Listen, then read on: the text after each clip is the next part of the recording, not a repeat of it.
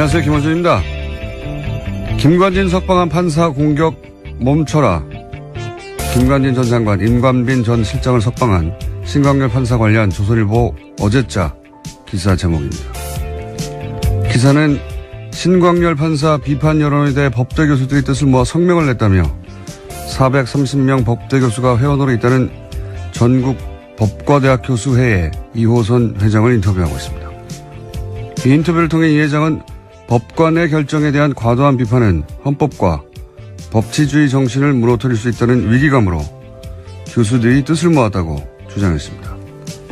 그런데 이 단체 홈페이지에는 그 430명이 누군지가 없고 뜻을 모았다는 교수들 명단도 없고 발표했다는 성명서도 없고 기자회견의 정보도 없습니다. 성명서도 기자회견도 없는데 성명 자체를 기자는 어떻게 한 거죠? 참여 교수들 명단도 없는데 뜻을 모았다는 건 어떻게 확인을 한 겁니까?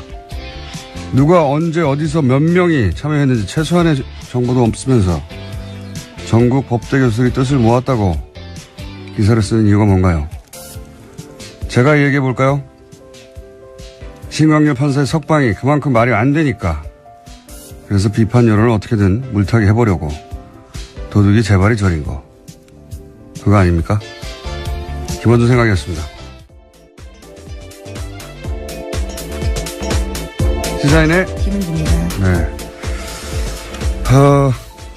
오늘 첫 뉴스는 다 이제 북한 미사일로 모든 매체가 도배가 됐겠지만 저는 아닙니다. 저는 어제 이어서 이 전국 법과대학 교수회의 이야기를 좀 더 해야 되겠어요. 예. 어제 좀 이 단체가 어떤 단체인지 조사 좀 해보셨어요? 네, 어제 홈페이지가 다운되어 있어서요. 접속이 안 됐습니다. 계속해서. 접속자가 아마도 폭주해가지고, 예, 확인해 보려고 하는데, 홈페이지가 안 열린 걸로, 예. 근데 이제 폭주하기 전에 저는 다 봤거든요. 이미. 봤는데, 원래는 전국 법과 대학 교수, 회의가 아니라, 명칭이 달랐는데 이게 명칭이 변경됐어요, 작년에. 그리고 작년 2월에 사단법인화 되고, 이제 현 회장이 선출됐어요. 어제 말씀드렸듯이 알림마당 공지는 한 6개. 자료도 한 10여 개 수준. 예. 거의 회장님 혼자 운영하는 홈페이지 아닌가. 그 정도 수준이었는데, 사무실도 본인 연구실이나 그 옆방인 것 같고요. 예. 앞으로 이제 서명했다는 명단이 혹시라도 나오면 일일이 다 확인해 볼 생각입니다. 근데 제가 이제 이 뉴스에 관심을 가진 이유가 뭐냐면 저는 이런 뉴스에 관심이 많아요. 이 프로세스를 보면 이 성명 자체는 사실은 정체불명이에요. 예. 누가 참여했고 언제 참여했고 몇 명이 그리고 뭐 어떤 내용으로 어디서 기자회견을 했고 뭐 이게 없어요. 아무것도 없는데도 연합뉴스라고 하는 우리나라 최대 통신사 브랜드가 이걸 기사화하지 않습니까? 그러면서 권위를 가져요. 그렇지 않습니까? 그리고 나서 포털 메인에 하루 종일 걸어둬요. 이렇게 되면 어떤 개인이나 혹은 일부 주장이 이런 프로세스를 거치면서 권위가 부여돼서 전 국민을 상대로 여론조를 할 수 있게 되는 거 아닙니까? 그런데 실제 여기에 동원된 사람들을 생각해 보면 그럴듯한 단체명, 그 단체 관계자 하나 둘, 언론사 기자 하나 둘, 언론사 편집 라인, 포털의 뉴스 에디터 한 6명, 7명만 그 프로세스 선상에 딱 있으면 마치 전국에 수많은 사람들, 수백 명의 사람들이 직접 나서서 공식적으로 성명을 내고 그걸 수백만의 사람들에게 뿌릴 수 있지 않습니까? 얼마나 효율적이에요. 예, 몇 명의 이야기를 몇백만에게 뿌린다는 게. 이명박 박근혜 시절 이렇게 정말 많이 했거든요. 이 전형적인 어떤 그 여론 후도의 프로세스가 돌아가는 걸 또다시 보게 되는 거죠, 지금. 예, 그래서 저는 이 뉴스가 어떻게 실린 건지 도대체, 어떤 과정을 거쳐서 이게 도대체 전국에 400명 이상 법대 교수들이 나서서 이렇게, 공식적으로 설명을 낸 것처럼 기사가 됐는지 저는 앞으로 꼭 밝혀야 되겠습니다. 그래서 왜냐하면 이게 한 번이 아니라 이런 일이 너무 많았기 때문에 과거에 아직도 이런다는 거죠. 저는 이 뉴스에 관심이 많습니다. 자, 앞으로도 계속 관심을 가져야겠다고 해놓고, 이제 북한 미사일 얘기해보죠. 네, 안보 관련된 뉴스가 오늘 가장 큰 뉴스 중에 하나인데요. 오늘 새벽 합동참모본부는 북한이 탄도미사일을 발사했다고 밝혔습니다. 오늘 오전 3시 17분 정도 평안남도 평성 일대에서 동해상으로 탄도미사일 한 발을 발사했다라는 건데요. 합참에 따르면 군은 오전 3시 23분에 북한의 탄도미사일 도발에 대응했습니다. 동해상으로 적 도발 원점까지의 거리를 고려해서 지해공 동시 탄착 개념을 적용한 미사일 합동 정밀 타격 훈련을 실시했다라고 합니다. 오랜만이네요. 네, 75일 만입니다. 예. 지난 9월 15일 날 중장기 거리 미사일 쏘았습니다. 제가 여기서 주목하는 거는 시간대가 이제 새벽 3시. 예, 이건 이제 미국 시간대를 타겟하는 거거든요. 그리고 이게 일본을 넘어가지 않았어요. 기술적으로 그건 아무것도 아닌데 북한에는. 일본 별도를 넘어가지 않았다. 두 번째 주목 포인트는. 그리고 거리는 충분히 길다. 그러니까 이게 지난번에 재진입 기술이 가장 어렵다고 얘기했지 않습니까? 제가 보기엔 이제 미국을 상대로 일본을 넘어가지 않는 것은 영내의 긴장은 최소화하면서 우리 기술이 재진입의 기술까지 확보된 것, 뭐 이런 미국의 과시하는 의미다. 예. 왜냐하면 북한이 원하는 건 이제 핵 보유국으로 인정하라는 걸 원하는 거니까요. 예. 그런 목적의 발사인 것 같습니다. 네. 네, 그래서 로이터 통신의 보도에 따르면요. 미 국방부는 북한이 발사한 미사일에 대한 1차 분석 결과를 내놨는데 대륙간 탄도미사일, 그러니까 ICBM으로 평가된다라고 밝혔습니다. 북한 미사일이 약 1000km 날아가서 일본 해상에 낙하했고요. 미국과 동맹국에는 위협을 주지 않는다라고 미 국방부가 밝혔습니다.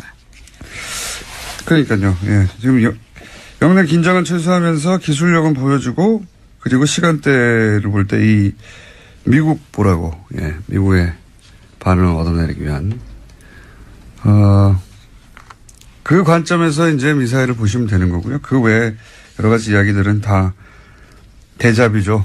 예. 올해 내내 있었던. 자, 트럼프는 또 강력하게 얘기하겠죠. 예. 네, 트위터를 주목해야 될 것 같은데요. 우선 문재인 대통령은 국가안전보장회의 전체회의를 소집했다라고 했습니다. 긴급하게 지시했는데요. 오늘 2차 보고, 그러니까 3시 24분에 보고를 받자마자 NSC 전체회의 소집을 지시했다라고 합니다. 네, 이것도 뭐 한 10번 정도 본 뉴스입니다. 이때까지. 네. 11번째 미사일 도발이라고 합니다. 문재인 정부 출범 이후에요. 최근 6개월간 똑같은 패턴인데, 예, 그 중에 주목할 지점은 제가 말씀드린 시간대, 그 다음에, 북한 열도를 위로 지나가서 태평양에 떨어진 게 아니다. 예, 굉장히 짧게 쐈다. 중요한 건 재진입 기술이다. 예. 그래서 이제는 기술을 거의 다 확보했다고 미국에 과시하는 그 관점에서 이제 보시면 되고요. 그 나머지는 뭐 동호 반복입니다. 자, 다음 뉴스는요.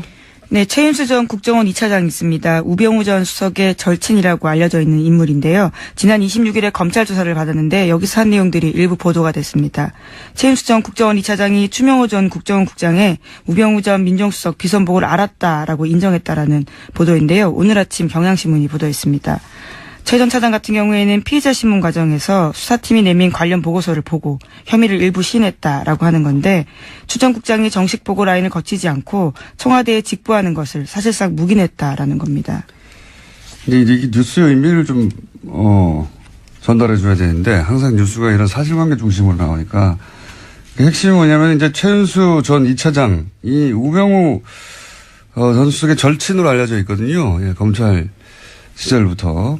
그래서 우병우 전 수석의 권유로, 예, 2차장에 갔다라는 게 지금 정설이죠. 예, 본인이 싫다고 했는데 국정원의 우병우의 라인의 정점으로 이 최윤수 2차장을 국정원에 가라고 한 사람이 우병우 본인이고 그러니까 직통 라인이다.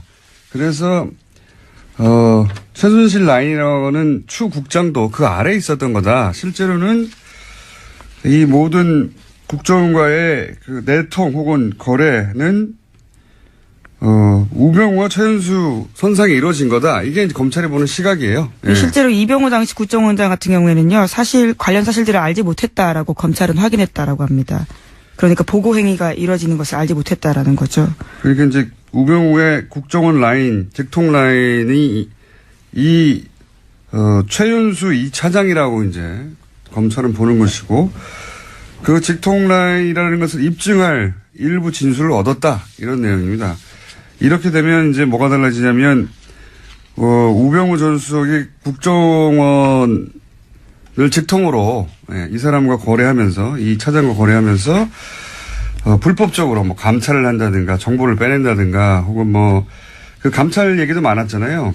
네, 그렇죠. 특별감찰관 같은 경우에는요, 불법 사찰했다라는 혐의들이 있는데요. 이석수 전 감찰관뿐만이 아니라 이광구 우리은행장, 그리고 김진선 전 평창 동계올림픽 조직위원장 등이 이름을 올렸습니다. 이석수 전 감찰관 같은 경우에 우병우 전 수석의 개인 비리를 캐고 있으니까, 이 국정원에 연락을 해가지고, 거꾸로 이석수 감찰관의 비리를 캐라. 라고 지시했다는 거 아닙니까? 심지어 예. 운전기사까지 만나가지고, 이게 정보를 수집했다라는 거죠. 그러니까 이제 본인 개인 비리를 정상적으로 청와대 감찰 기능을 하는 기관에서 조사를 하자 국정원을 동원해가지고 거꾸로 불법이죠 당연히 그런 일에 동원했거나 혹은 최순실의 청탁 예를 들어서 뭐 이광구 우리은행장을 왜 사찰했느냐 한 달 전쯤에 뉴스가 나왔어요. 이제 은행장을 교체하려고 하는데 그 은행장을 교체하려고 할 때 정보를 추국장이 왔다 갔다 하면서 기존 은행장을 잘라야 새로운 은행장 자기 사람을 꽂을 거 아니겠습니까? 이게 최순실 쪽에 부탁을 받고. 그런데 이런 걸 했던 것도 결국은 이 차장 라인을 통해서 한 게 아니냐. 뭐 이런 수사가 이루어지고 있는 겁니다. 네. 그런데 과연 그렇게 해서 우병우 전 수석을 이번에는 구속시킬 수 있을 것인가. 그건 모르겠어요. 네, 오늘 오전 하도 많이 10시에 실패해가지고. 예, 다시 피해자라 신분으로 불려 나와서요, 조사받습니다. 그런 뉴스입니다. 예. 다음 뉴스는요? 네, 국정원이 2013년 검찰의 대선 개입 수사를 막으려고 원세훈 전 원장의 개인 비리를 들이밀었다라는 한겨레 신문에 오늘 아침 보도가 있습니다. 그러면서 댓글 사건 수사를 중단시켜야 한다라는 보고서를 작성했다라는 건데요. 그러니까 국정원은 검찰 수사가 한참 진행되던 2013년 4월 달에 수사 무마를 위한 하나의 전략을 짰다라고 합니다. 검찰도 체면이 있기 때문에 원전 원장을 구속되게 해줘야 되는데 그것이 개인 비리여야 한다라는 건데요. 일종의 빅딜을 해야 된다라는 보고서 내용이 있다고 합니다. 네, 국정원은 이런 곳이에요. 국정원장을 했던 사람 아닙니까?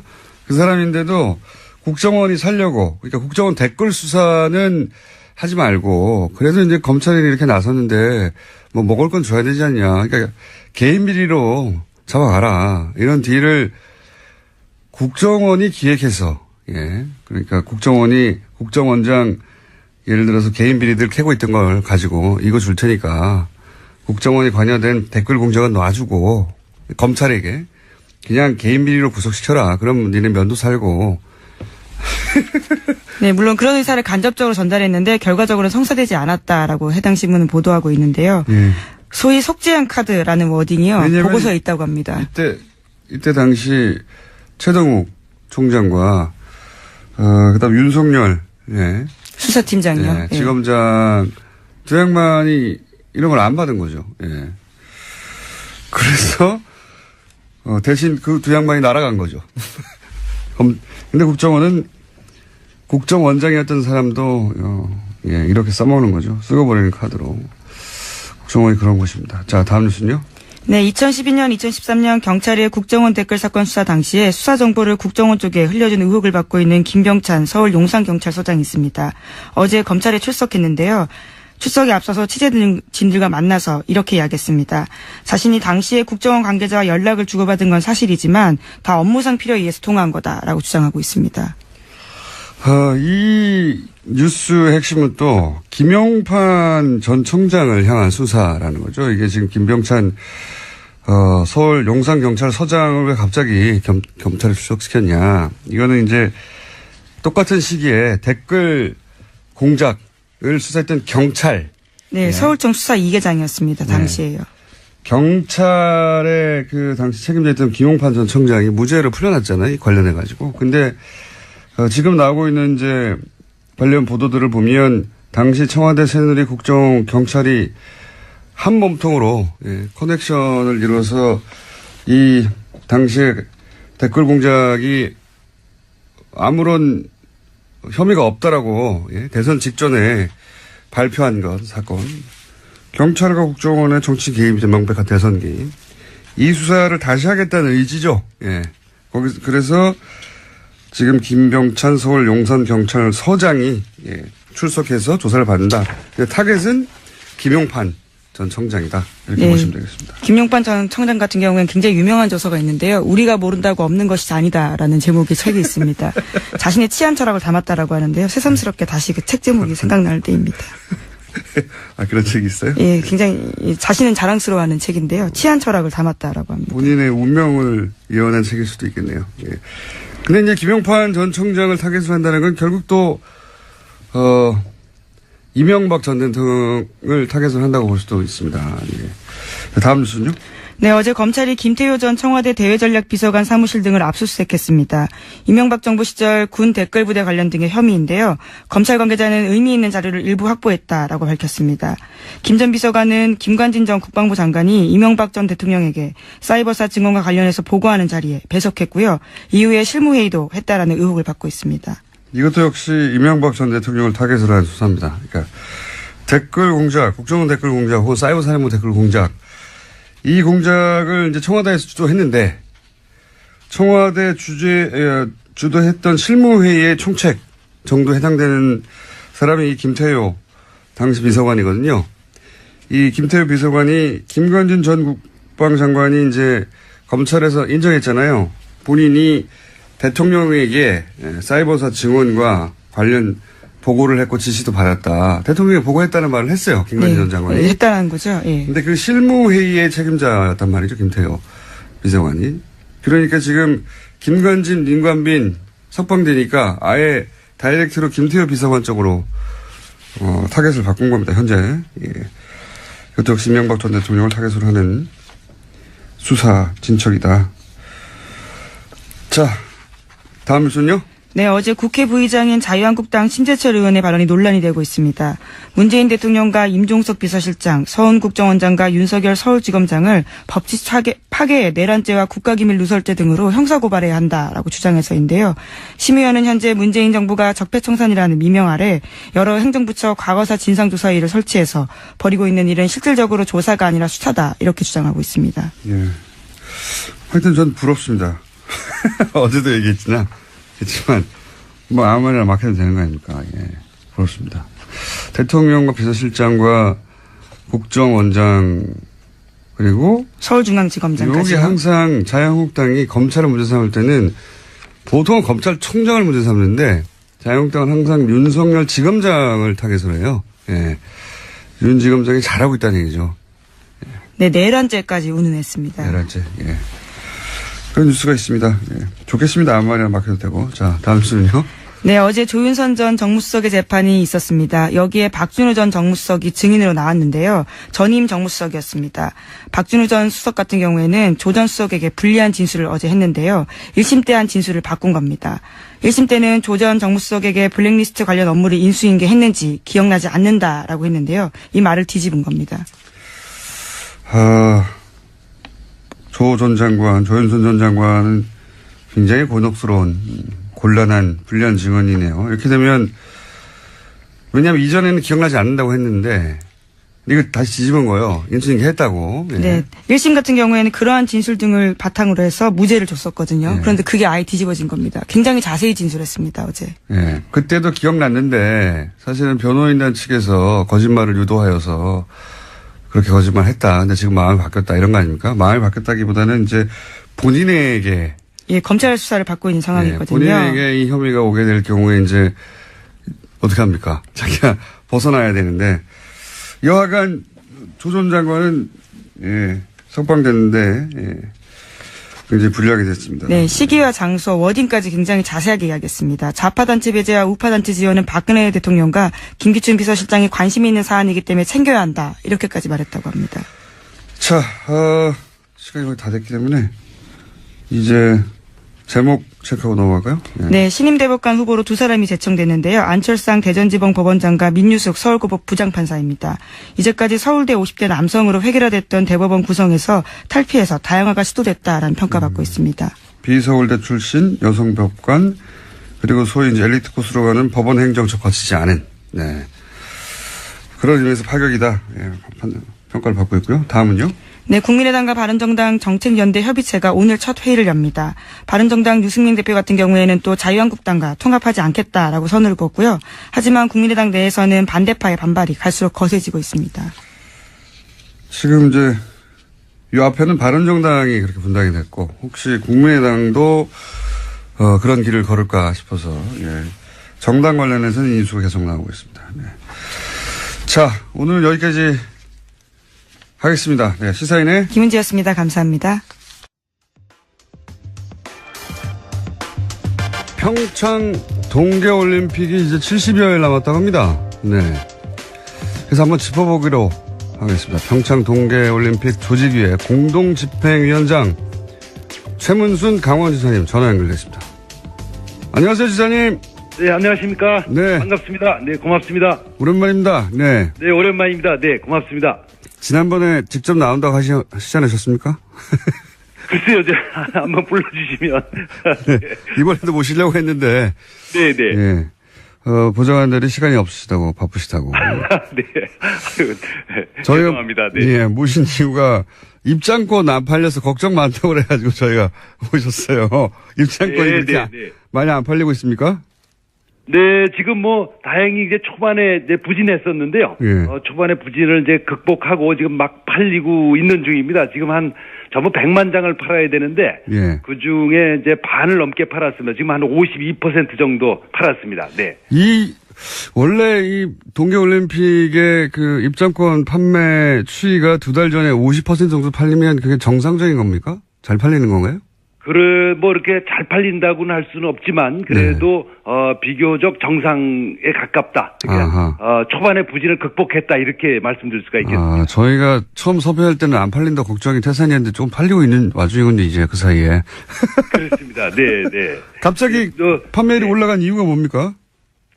그 사이에 이제 올림픽 성화가 들어와서 성화. 지금 이렇게 다니고 있고요. 다른 올림픽의 예를 봐도 올림픽 성화가 이제 돌아와서 돌아다니면서 이렇게 흥행이 시작되는 모양입니다.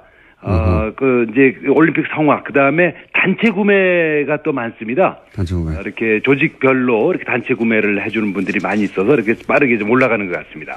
나머지는 그 평창 요새 그 롱패딩 유행이 있는데 거기 끼워 팔면 다 팔리지 않을까요? 글쎄요, 그런데, 롱패딩이 의외로 다른 곳에서 이제 좀 예상치 못한 곳에서 흥행이 막 돼가지고요. 그것도 관심을 불러일으키는데 꽤 역할을 한 걸로 생각을 하고 있습니다. 알겠습니다. 그럼, 입장권은 그러면 크게 걱정하지 않아도 되는 추세다? 예. 그렇습니다. 연말까지 한 80% 정도 팔 수 있을 것 같고요. 올림픽 전까지는 이제 완판해볼 목표를 가지고 있습니다. 완판, 예. 완판하시면은 완판나무를 한번 또 출연해 주시고요. 네, 네. 네. 그리고 또 언론 보도에 이제 숙박비가 너무 비싸다. 지금 일반인 예약도 안 받는다 이런 뉴스가 있던데 이 문제는 네. 강원도가 해결할 수 있는 문제입니까? 어떻게 합니까? 강원도뿐만 아니라 시군이 함께 해결해야 될 문제인데요. 예. 지금 초반에 지금 말씀하신 그런 일이 없지 않았습니다. 이게 초반에 이제, 왜 이런 일이 생겼냐 하면 그 올림픽 조직위원회하고 IOC에서 올림픽 운영요원들이 이제 쓸 호텔하고 콘도를 전부 이렇게 수용한다 그럴까 차출한다 그럴까 한 150개 정도를 이렇게 쓰게 됐습니다. 그러니까 다른 손님을 못 받게 된 거죠. 그러다 보니까 좀 좋은 숙박업소들이 좀 줄어들어서 이제 과열됐다 그럴까 과열됐습니다. 그러다 보니까 이제 값이 좀 오르고 그래서 약 한 방 하나에 50만 원 선까지 올라갔었는데 저희들이 여러 가지 자율적으로 협약도 하고 또 단속도 하고 또 실제로 이렇게 실제로 계약이 잘 안 돼서 지금 한 28, 9만 원까지 이렇게 값이 내려가 있는 상태입니다. 아하, 50만 원. 그러니까 2인 1실 기준을 말씀하시는 겁니까? 50만 원이? 그렇습니다. 네, 방 하나에. 대단하네요. 많이 좀 내려갔고요. 네. 저희들이 이제 앞으로는, 강릉이나 평창 정선에 예약을 하신 분들은 제가 전화번호 1330, 이 콜센터로 전화를 하시면 저희들이 공정 가격으로, 정상 가격으로 예약하실 수 있도록 위치와 가격을 좀 안내하도록 하겠습니다. 1330으로 전화 주시면 고맙겠습니다. 지역번호 없이 그냥 1330으로 하면 됩니까? 그렇습니다. 네. 1330으로 전화하면 그 공평한, 그러니까 시장 너무 바가지 쓰지 않는 가격으로 예약을 대행해 줍니까, 여기가? 그렇습니다. 네, 네. 아니, 강원도에서 운영하는 곳이에요? 이제 강원도하고 그 관광공사 이렇게 같이 아하, 운영하겠습니다. 그렇군요. 네. 네. 여기서도 못 구해주면 그럼 대신 어떻게 합니까? 네, 거기서 저희들이 책임지고 구해드릴 거고요. 그 다음에 우선 그 개최 지역뿐만 아니라 예. 원주를 비롯해서 춘천 이게 교통이 좋아졌기 때문에 강원도 전역에서 이제 숙소를 구하셔도 대개 1시간 이내로 전부 강릉 평창에 도착하실 수가 있고요. 또 서울에서도 지금 이제 KTX가 12월 22일 날 개통됩니다. 서울에서 용산에서 강릉까지 한 1시간 반 정도 오시기 때문에 정 숙소를 못 구하시면 서울에서 다니셔도 괜찮습니다. 숙소를 다 해결해 주신다고 하시다가 큰소리 뻥뻥 1330 하시다가 안 되면은 기본적으로 이제 해결이 다 될 수는 있는데요. 예. 그래도 이제 혹시 그 아주 소수의 이렇게 과도한 요금을 받는 분들이 있으실 수가 있어서 네. 이렇게 저희가 공급을 늘리는 정책도 같이 갖고 있습니다. 네. 어쨌든 1330은 경기도하고 그리고 관광공사에서 하는 공식 네네. 번호고 여기서는 공정한 가격으로 숙소를 예약해 준다 이런 말씀이시고요. 그렇습니다. 네. 예. 네, 네. 이걸로도 해결이 안 되면 그냥 집에서 왔다 갔다 하면서 보라는 말씀이시고요. 네, 네. KTX도 오니까. 네. 그리고 또 보도되기로는 이제 너무 춥다. 개회식 네. 하는 그 장소가 거기 기념 콘서트를 했는데 그 공연 보러 온 청소년들이 너무 추워가지고 병원에 네. 같이 실려갔다는 얘기가 있었어요.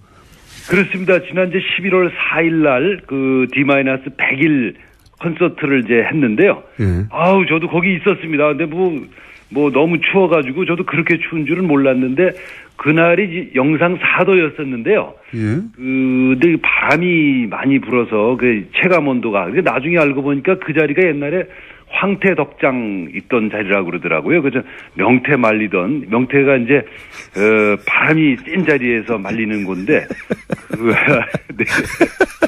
관중들을 명태 말리듯이 말린 거군요. 산바람으로. 네. 근데 어떻게 해요? 이렇게 추면 관객들이나 영상 3도였는데도 그렇게 추웠으면? 그렇습니다. 근데 이제 올림픽이 열리는 2월 9일 날은 뭐 많이 내려가면 한 영하 8도까지 내려갈 수 있다고 그래서 저희들도 뭐 굉장히 걱정을 하고 있습니다. 근데 이게 뭐 추위라는 게 이게 위에가 터져 있는 그런 구조여서 아주 단칼에 뭘 해결할 수 있는 방법이 없어서 여러 가지 방법을 모두 지금 동원해서 연일 회의를 하고 있습니다. 바람막이도 좀 하고 또 이렇게 여러 가지 따뜻한 보온 제품들도 나눠드리고 이런 것들을 각종 다양한 해법들을 마련해 보도록 하겠습니다. 네. 이 문제에서 옷을 많이 입고 오는 것을 해결해야 되겠네요. 예. 네. 우선 좀 많이 입고 오시는 게 기본이 되겠습니다. 네. 하긴 뭐 너무 추운 걸 어떻게 합니까?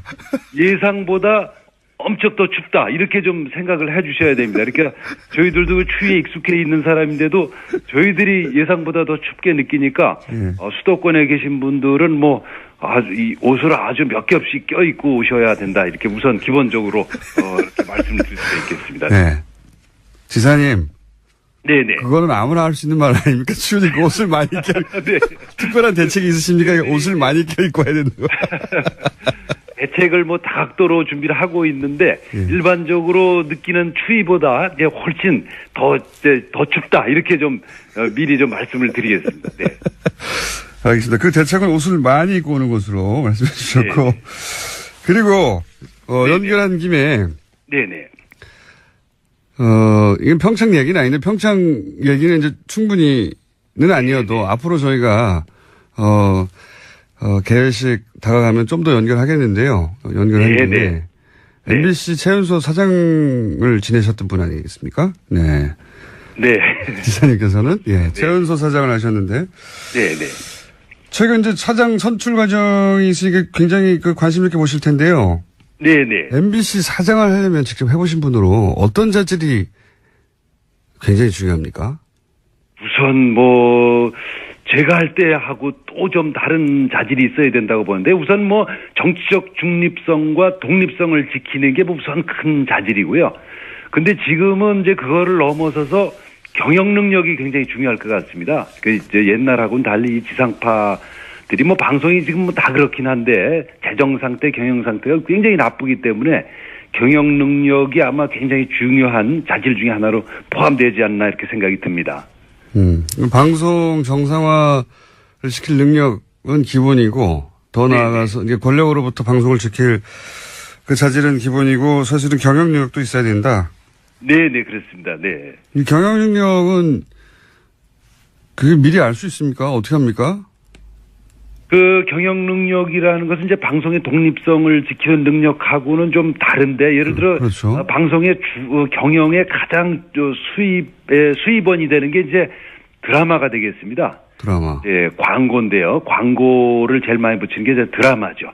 이게 드라마는 그 방송 작가라든지 연기자라든지 PD라든지 또 여러 가지 스텝들을 한 100가지 정도의 한 요인들을 한꺼번에 묶어낼 수 있는 통합 능력 같은 건데요.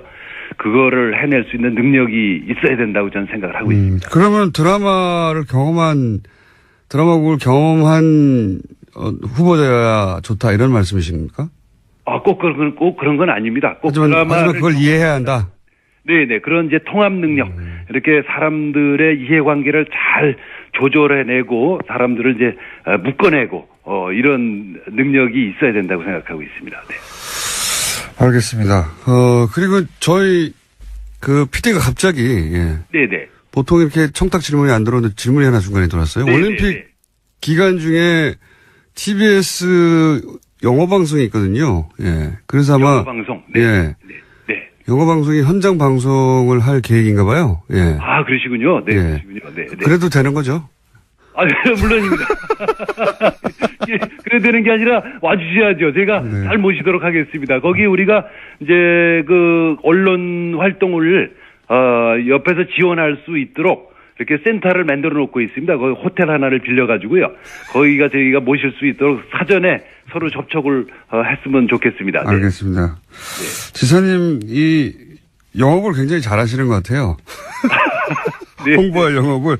네, 아유 고맙습니다. 이게 좀 어려운 질문 하나 더 드려볼게요. 네. 편하게. 올림픽 끝나면 이제 이건 뭐 전 세계적으로 이런 문제 많이 대두됐는데 최근에 이제 하계 올림픽도 그랬고 올림픽 끝나면 경기장이 사실상 방치되거나 제대로 운영되지 못해서 막대한 경제적 손실 뭐 이런 이야기 많이 나오지 않습니까? 네. 평창도 그럴 염려 있는 거 아닌가요, 혹시? 그럴 염려를 이제 저희가 미리 예상해서 그럴 염려를 뭐 없진 않지만 굉장히 줄여놨습니다. 이제 경기장 비상기 전부 12개인데요. 예. 그 중에서 8개는 이미 이제 해법이 마련돼서 우리 도하고 시군에서 이제 스포츠 시설, 복합 문화 시설로 쓰기로 결정을 했습니다. 지금 남은 게 4개 있습니다. 예. 이제 스키 점프 때 하고 스키 점프 아시죠? 이렇게 스키 선수들 이렇게 날아서 뛰어내리는 거. 그다음에 지사님 그 정도 압니다. 굉장히 많이 아시는데요. 그다음에 썰매장도 아시겠죠? 그 왜 봅슬레이나 뭐 루지 이런 거 타는 그 썰매장. 요런 것들은 그걸 뭐 어떻게 달리 쓸 방법이 없습니다. 그렇죠. 국가대표 선수 외에는. 그래서 그런 것들 이제 이 4개가 있는데 그걸 정부와 우리 도가 역할 분담해서 이제 돈을 좀 내자. 이제 이렇게 지금 진행 중이어서요. 그게 곧 12월 말까지 결론 나게 될 것 같습니다. 그것만 해결되면 이제 이 문제들이 다른 나라하고는 달리 좀 올림픽 들어가기 전에 해결이 다 된 채로 들어갈 수 있을 것 같습니다. 그러니까 이제 스키 점프나 썰매장처럼 전문 선수 아니면 사용하지 않을 시설들을 제외하고는 뭐 지역 주민이나 지자체 뭐 활용 방안이 다 만들어져 있다는 말씀이시네요. 네. 그렇습니다. 네. 전부 끝나 있습니다. 네. 그렇군요. 예. 스키 점프, 그리고 뭐 루지 이런 시설은 사실은 우리나라 선수도 부족하고. 그렇죠. 네. 예. 뭐 국제대회가 맨날 있는 것도 아니니까. 그렇습니다. 네. 그건 뭐 어차피 좀 이렇게 공공 목적으로 국가대표 우리나라의 유일한 시설이고 또 동양에서도 유일한 시설입니다. 그래서 그거는 좀 약간 돈이 들어가더라도 이렇게 유지를 해야 될 걸로 판단을 하고 있습니다. 오늘은 마지막 질문인데 그래서 3선 도전하십니까? 그 선거 나가는 건 대개 뭐 우리 집사람이 결정하기 때문에 저뿐만 아니라 많은 정치인들이 아마 그러실 겁니다. 그래서 한번 아직 상당히 이제 어려운 질문이어서 아직 질문을 못 하고 있습니다. 네, 나가도 되겠냐고. 나도 되겠냐고. 굉장히 분위기는 안 좋습니다. 분위기를 안 좋다는 것은 이제 사모님이 뭐 2번 했으면 됐지 뭘 또 하려고 그러냐 이런. 그렇습니다. 전반적인 이런 분위기고, 예. 거기 결제를 득해야 저희하고 인터뷰가 가능하겠네요. 그렇습니다. 네. 좀 결제 시간을 좀 되도록 늦추고 있습니다. 네. 알겠습니다. 이제 결제되는 대로 저희가 연락을 드리도록 하겠습니다. 네네. 오늘 말씀 감사합니다. 고맙습니다. 네, 감사드립니다. 고맙습니다. 네. 네, 고맙습니다. 네. 다음에 스튜디오에 직접 한번 모시겠습니다. 지금까지 평창 조직위 공동집행위원장 최문순 강원도 지사였습니다.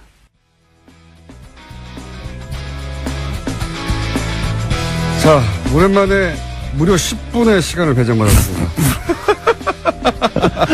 보통은 한 자리 숫자 4분, 5분, 6분, 7분 이 정도 선에서 끝났는데 오늘은 거의 10분 가까이. 오늘 혹시 누구 못 나오세요? 갑자기? 저희가 예. 그동안 너무 박대하고 홀대하고. 괄시하였다. 그래서 10분은 주자. 나는 걱정이 돼서 갑자기 누가 또 어디 아프셔서 못 나오셨나. 갑자기 시간을 많이 주셨다 그래서. 10분은 주자. 물론 듣다가 재미없으면 음악 틀 거예요. 최초로. 양결 변호사님. 괜찮네. 그것도 음악도 아침에. 예, 안녕하세요. 반갑습니다. 양결입니다. 자, 오늘 주제는 뭡니까? 안 나온 사람이 있어서 저는 나왔는데. 안 나오는 사람이 있어서. 박근혜 전 대통령 골석. 예. 박 전 대통령 골석 재판은 이제 법대로, 그러니까 법에 따르면 출석을 안 하는데 출석을 안 할 만한 정당한 이유도 없고 또 그렇다고 해서 굳이 안 내려올 사정이 있는 것도 아닌데 또 강제로 인치하기는 어려운 상황일 때. 그러니까 전직 대통령이기 때문에 이렇게 된 거죠. 그러니까 구치소의 표현으로는 무릎하고 허리는 좀 안 좋대요. 그런데 30분 정도 밖에 나갈 정도는 충분히 된다.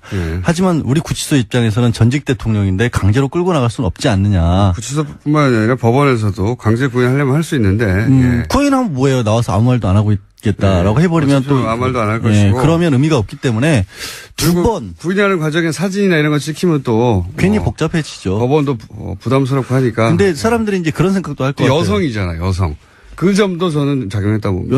여자 경찰도 있어요. 물론 그렇긴 한데 여성이고 전직 대통령을 강제로 구인해서 법정에 앉혀놓는다. 아무 의미 없죠. 모양새도 좋지 않고. 라는 것이 주는 이제 부담.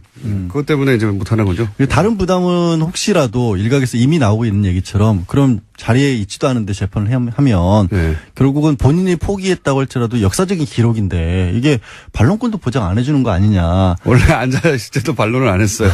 입은 안 열었죠. 어쨌든 유영하 변호사라도 얘기를 하지 않았느냐. 근데 이제 법원에서 그런 부분을 의식을 해서 월요일 날 42일 만에 재판이 열렸는데도 불구하고 당장 골석 재판을 한 게 아니라 마지막으로 한 번 더 안 나오면 불이익을 받을 수 없다라는 점을 충분히 전달을 하고 전달을 했다라기보다 전달을 했다는 것을 기록에 남긴 거죠. 법정 기록에. 저는 유영하 변호사보다 이 국선 변호인단이 박근혜 전 대통령에게는 100만 배 낫다고 봅니다. 100만 배. 사실은 102만 배. 그렇게까지 얘기를 하시면 뭐 저도 할 말이 없는 게 비슷한 생각을 하거든요. 왜냐면 유영하 변호사는 정치인이었잖아요. 정치적으로 대응했지. 재판에 떠난 지 오래됐고 이분은 선거만 3번인가를 출마했었던 분이라서 실질적으로 뭐 법정일을 그렇게까지 열심히 하기는 어렵지 않았느냐 상식적으로 봤을 때. 탄핵 심판 때부터 저쪽은 왜 저렇게 대응하지? 이때까지 망하는 길로만 달려왔거든요. 계속해서 전면적인 부인을 했으니까. 그리고 반론권이라는 게 별로 의미가 없는 게 어차피 이 사안 자체를 사실관계를 열심히 다투거나 그런 쪽보다는 기본적으로 그 얘기 했잖아요. 탄핵 전에 1월쯤인가 기자회견 아닌 기자회견 해가지고 이렇게 저렇게 해가지고 이렇게 저렇게 엮어가지고 오래전부터 준비해가지고 나를 몰아넣은 것이다 음모다 이렇게 그러니까요. 밖에 이 시간을 재판을 안 보고 있기 때문에 그 입장을 고스란히 또 유영하 변호사는 대변을 해왔거든요. 게다가 지금 5명의 국선 변호사를 지금 국선 전담 사무실에서 끌고 왔는데 이분들이 사실 대한민국에서 형사재판 제일 많이 하는 사람들이거든요. 아니, 이분들은 전문가들이 맞아요. 맞아요. 예전에 정말 예전에는 국선 한다 그러면은 뭐 실력이 없다거나 대충 해준다고 했는데 전담 사무실 그런 분위기 전혀 아니거든요. 그리고 이분들은 본인이 원하지는 않았지만 어쨌든 세기의 재판을 맡았기 때문에 그럼요. 자신의 실력을 발휘하기 위해서라도 열심히 하게 돼 있고 법리적으로 치열하게 다투게 돼 있어서 제가 보기에는 유영하 변호사 그리고 박근혜 전 대통령이 소위 이제 이것은 정치적 음모다. 그리고 우리는 아프다. 이거 두 개 말고 한 게 뭐 있습니까? 그것만 해왔는데 그래서 끊임없이 불리해져 가다가 지금은 이제 우리는 정치적 탄압을 이렇게까지 받고 있다. 소위 이제 박근혜 대통령은 아무런 법적인 방어권을 행사하지 못하고 있다. 이런 이미지를 주려고 손을 놨는데 그 덕분에 오히려 새로운 변호사들이 비로소 이제 법적인 방어권을 제대로. 근데 조금 네. 새로운 변호사들도 사실은 딱히 새로운 걸 할 건 없는 것 같아요. 왜냐면 어제 걸적 재판을 시작을 했는데 사람이 도와주지 않으니까요. 사람이 도와주지 않고 다툴 여지가 크게 많지 않은 게 왜 두 가지를 어제 다퉜거든요. 어제 이미 걸적 재판 시작했어요. 그래서 또 태블릿 PC를 다투기 시작했어요. 네. 굴선 변호인. 왜냐하면 그 연장선상에서 그거 말고는 할 게 없다라는 방어를 거고. 해야 하니까. 또 정호성 전 비서관 그 유출 경위 문건들 녹취록 이런 것들이 또 증거 능력으로서 쓰일 수 있느냐 이것도 다투기 시작했거든요. 이걸 보면 그 이전에 남겨놓은 것들을 하고 있는 건데. 그렇죠. 그것도 맞고 또 다른 것들을 찾아내기도 현실적으로 어려운 분위기 아니 아닌가. 피의자를 만날 수가 없잖아요. 만나야지 서로 의논해 가며 어디를 공략하자 혹은 뭐 아니 뭐 세 번 편지는 보냈는데 첫 번째만 답신이 오고 그 다음부터는 아예 답장도 안 한다는 거 아니에요. 왜 내가 안 만나겠다고 했으면 됐지 두 번 세 번 귀찮게 하느냐 그런 분위기인 거고. 그래서 나오는 부분들은 업무 인수인계도 사실은 제대로 못 받은 것 같기도 해요. 어제 이제 재판장에서 약간 진풍경이 벌어진 게 재판장이 요거는 이미 이전 변호사들이 동의한 거니까 넘어가시고요. 이거는 아니고요라고 또 설명까지 해줬거든요. 보통 그런 상황에서 업무 인수인계 못 받아서 나오면 혼나는데 증거 동의 부동의 이거 사실관계 자체도 전달을 안 했군요. 그렇지 않나 싶어요. 왜냐하면 5명이라도 가장 기본인데. 그렇죠. 예. 그러니까 그런 요 얘기를. 증거는 채택이 안 됐고요. 이거 알려줘야 되는데 예, 그것도 안 알려줬군요. 뭐 그래서 딱히 보면은 불리할 것도 없고 유리할 것도 없고 무엇보다 이게 재판이 불리해진다 유리해진다라는 것을 따질 수가 없는 게 공범들이 다 있잖아요. 공범들이 다 지난주에 차은택 송성각 씨 같은 경우도 유죄 판결 받았습니다. 직권남용하고 그 인사청탁했던 부분. 인사청탁한 건 박 전 대통령이 뒤에서 꽂아줬다라는 게 그냥 판결문에도 나와 있어요. 그럼 이재용 부회장 이미 항소심 진행 중이지만 유죄 판결 받았고 뇌물 줬다 놨죠. 총성 전 비서관 이번 주 금요일이죠. 다음 달이긴 하지만 1일날 증인신문 다시 하는데 총성 비서관도 공무상 기밀누설 유죄 받았잖아요. 그럼 본인만 빠져나갈 수 있는 방법이 뭐 있어요? 다른 변호사가 온다고. 사실은 박근혜 전 대통령은 빠져나갈 방법이 없습니다 지금. 그러니까요. 너무나 많은 사람들이 박근혜 전 대통령에게 불리한 진술을 하고 있고요. 그리고 그런 정황과 뭐 어떤 뭐 서류들이 계속 나오고 있기 때문에 빠져나갈 방법이 없어요. 판장 입장에서는 한 가지는 좀 마음이 편해진 것 같아요. 계속 안 나오니까 나중에 판결문에 어찌됐든 지금 상황은 중형이 불가피한 상황인데 어쨌든 전직 대통령에게 중형을 내리려면 조금 마음의 부담은 있는데 안 나왔으니 이건 사법질서에 대한 어떤 방해고 이런 부분은 죄질이 좋지 않다. 이런 거 한 줄 더 쓸 수 있게 생긴 거죠. 그거 말고는 별로 달라진 거 없는 결심 때는 설마 나오겠죠. 결심 때는 설마 나오지 않을까. 그걸 어차피 뭐 나와서 선고 듣는 거니까 큰 의미는 없고. 박근혜 전 대통령은 어쨌든 제가 보기엔 계속 안 나옵니다. 문제는 지금 한 달째 사실 유영하 변호사도 안 만나고 있다는 거예요. 그건 이미 얘기됐을 거예요. 처음에. 근데 사람이 한 달째 아무도 안 만나고 일반 면회도 안 하고 말도 안 하고 있다? 그거는 정상적인 상태가 아니잖아요. 구치소 내에서 구치소장이나 그분들하고 얘기를 하는지 안 하는지 심리상담 같은 거 한다고요? 어떻게 하십니까? 그것도 구치소장 만나는 것도 특혜라고 말 많은 바람에 본부에서 굉장히 조심스러울 것 같은데. 어쨌든 제가 보기에는요. 이 전략 자체는 그렇게 철저하게 핍박당하는 게 아니라 본인이 그 길을 선택했는데 핍박당하는 모습으로 재판을 응한다. 예. 왜냐하면 그거 말고는 전략이 없어요. 이게 만약에 변호인이 들어와서 하는 일은 뭐냐면 가장 기본적으로 이건 인정하고 이건 하지 말자를 해야 되는데 그 18개 중에 하나라도 하는 순간 내가 아까 말했던 것처럼 이렇게 저렇게 엮여가지고 누군가의 음모에서 이렇게 당했다는 말을 못 꺼내잖아요. 그러니까 철저하게 부인하는 쪽으로 갈 수밖에 없는 거죠. 끝났나요? 예. 자, 안녕히 가세요. 네, 연결했습니다.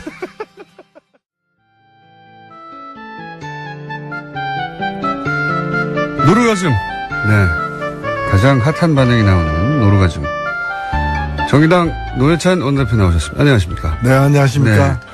네. 요 3부 시작하기 전에 이제 하와이 보내달라는 저희 시그널. 의미는 아시죠?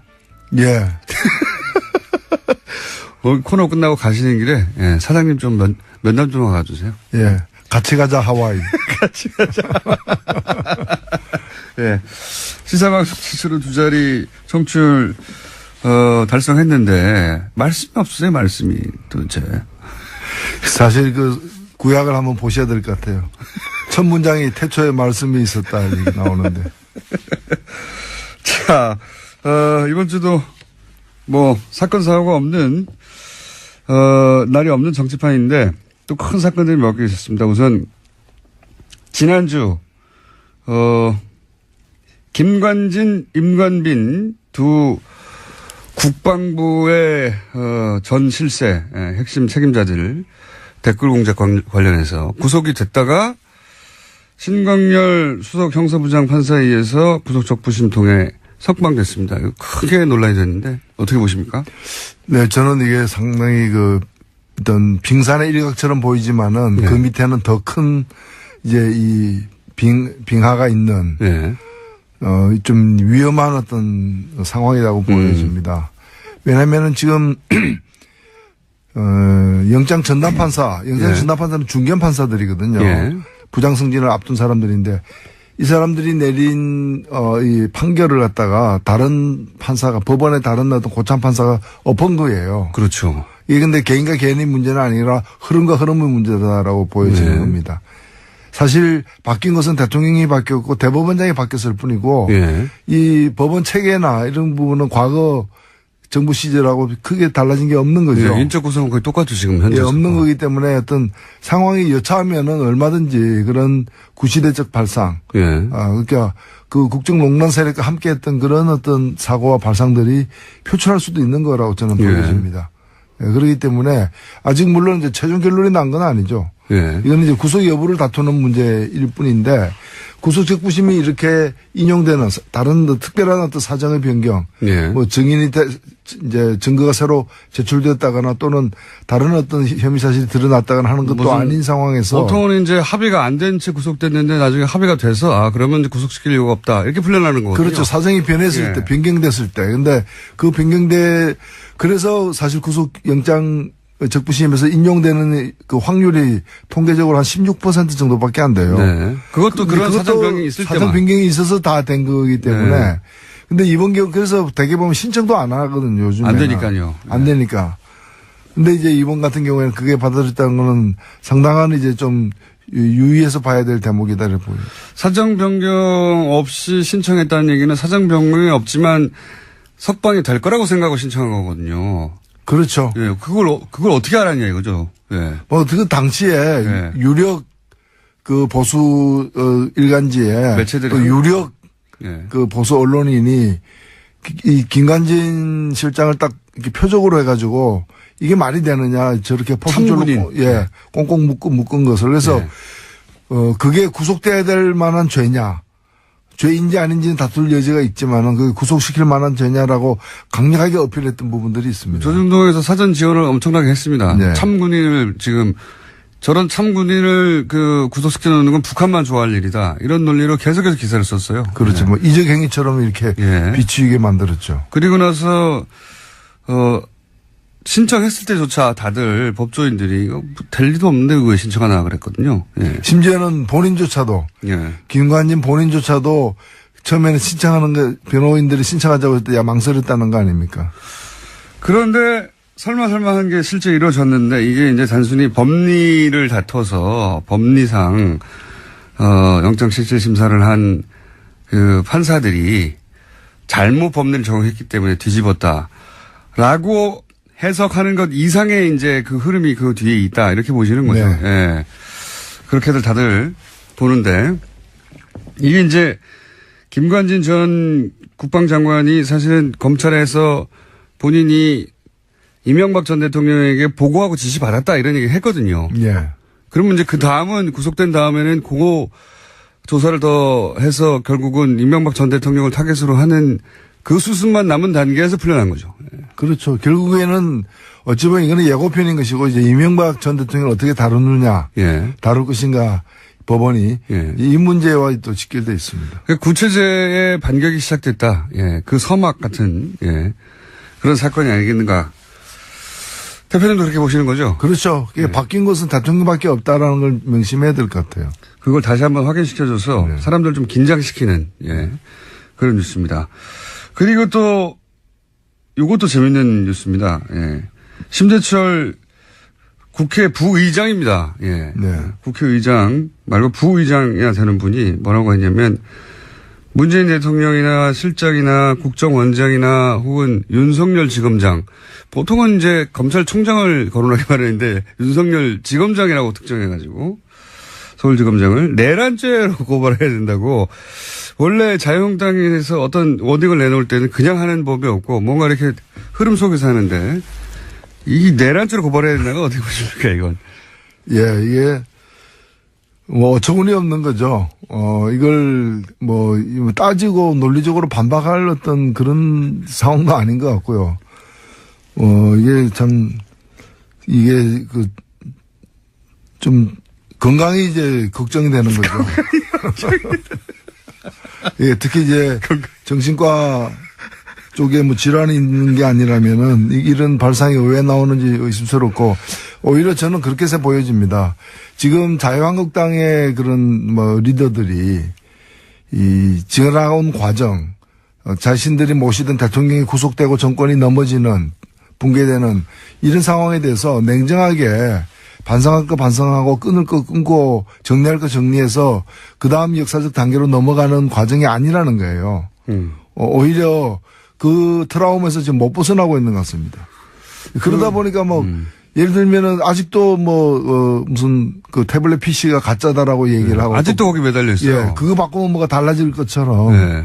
그다음에 심지어는 뭐 흥진호 선언 내려오는 거 저를 갖다가 뭐 간첩이 내려오는 거 아니냐라고 그래서 마스크 썼다 뭐 이런 얘기를 하는 일반인들이 들으면 도저히 받아들일 수 없는 내용이군요, 이게. 그렇죠. 예. 이래 되면 아마 좀 더 가면은 그 문 대통령에 대해서 탄핵감이다. 예. 헌법재판소 넘기자. 뭐 이런 또 발상이 나올 수도 저는 있다고 보고. 그러니까 자신들의 정권이 탄핵으로 무너졌으니 그 정도 수위로 반격을 해야 된다고 생각하는 것 같아요, 지금. 바로. 그래서 뭐 내란죄 얘기 나오고. 지금 제 정신이 아닌 거죠. 내란죄가 아니라 정신 창난죄죠.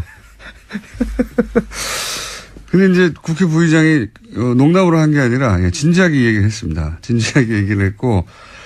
그리고 자유한국당 얘기를 좀 더 하자면 지금 원내대표가 이제 곧. 네. 얼마 안 남았습니다.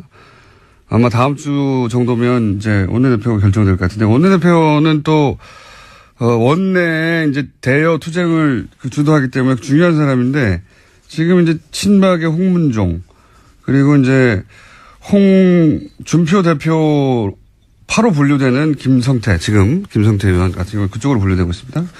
그리고 과거에 친박이었는데 약간 MSLC에다 나오신 한선교 의원 등등 몇 분이 경합을 벌이는데 어떻게 보십니까? 어떻게 될 거라고 보십니까? 예, 박근혜 전 대통령이 실은 공천을 2번 했습니다. 그러니까 네. 2016년 때도 공천권을 행사를 예. 사실상 했다고 봐야 20대 되는 총선 거고. 때, 예. 그다음 19대 때도 한 거거든요. 예, 예. 그렇기 때문에 그 내부에 그 박근혜 전 대통령 측의 어떤 후광으로 당선된 분이 상대적으로 많다고 다수죠. 볼 수 있습니다. 예, 여전히. 예. 예, 그럼에도 불구하고 박 전 대통령은 다시 재기가 불능한 상태이기 때문에 예. 친박이라는 그 정체성 아이덴티티로 계속해서 이렇게 뭉쳐다니거나 다시 부활하거나 재기를 노리거나 하기 어렵다고 보여집니다. 예. 그래서 저는 표를 얻기 위해서 이제 좀 친박의 유화적인 태도를 취할 수는 있을지 몰라도 친박이 그 세력을 유지하면서 다시 권력을 잡는 식으로 넘어가지 못할 것이라고 보고 오히려 지금으로서는 대표가 이제 홍준표 대표니까 그쪽하고 이제 김무성 전 대표 네. 쪽이 어떤 합동으로 해서 가되 결국에는 원내대표 뽑히는 순간부터는 친박 대 비친박의 싸움이 아니라 결국에는 친홍 대 친김무성 의 갈등으로 이제 국민이 넘어갈 것이고 지금 그 전 단계에서 지금 벌어지는 일들이 아닌가 보여집니다. 그렇다는 얘기는 그렇게 분석하는 이야기도 저도 듣기도 했습니다만은 그러니까 친박은 구심점이 없다 이제 없으니까 그 다음 당을 장악할 누군가가 있어야 되는데 현재 당대표는 홍준표 대표 개라고 할 수 있는 국회의원이 몇 명 없거든요. 네. 반면에 김무성 전 대표는 과거 거의 대선 주자급이었고 그리고 당대표도 오래 했고 지금 바른정당에서 몰고 온 사람들도 있으니 당대표는 아니지만 김무성계가 결국은 당을 장하지 않겠냐. 지금은 친박을 대항해서 홍준표와 김무성이 손을 잡았으나 예. 일단은 원내대표가 뽑히면 서로 견제하거나 결국은 홍준표 다음은 김무성계가 다시 당을 장악하는 뭐 이런 그림도. 네. 또 그것까지 내다보고 또 그 바른당에서 나와서 예. 또 배를 갈아타지 않았을까 이렇게 보이는 거죠. 그렇군요. 그러면 김성태 의원이 원내대표가 될 가능성이 높다 이렇게 보십니까? 저는 상대적으로 그렇다고 봅니다. 흐름은 그쪽으로 가고 있는 거 아니냐고. 근데 원내대표는 항상 국회의원들조차 네. 누구 표 줄까 물어보는데 안 맞잖아요, 이게. 원내대표는 항상. 표 계산이. 예. 그만큼 좀 이제 지금은 이제 과거와 다르게 네. 원내대표를 더 큰 어떤 권력이 이렇게 뒤에서 이렇게 정교하게 네. 각본을 짜서 작동시키기가 힘들고 의원들의 어떤 개개인들의 어떤 판단이 이제 많이 반영되는 측면이 있는 거죠. 서로 친한 양쪽에서 전화 오면 이쪽에도 표 준다고 저쪽에도 표 준다고 해가지고 원내대표 표 계산할 때 보면 자기들 계산한 거로 보면 의석수보다 더 많아요. 보통은. 그래서 대개 보면은 이제 인기가 많은 사람이 원내대표 된다기보다는 확실한 비토 세력이 적은 사람이 그러니까요. 되는 경우가 많죠. 네. 김성태 의원이 원내대표가 될 가능성이 높다고 전망을 하셨고 만약에 이거 내기 하나 할까요 그러면? 그래서 뭐 내기할 가치가 있는 일인지는 잘 모르겠습니다.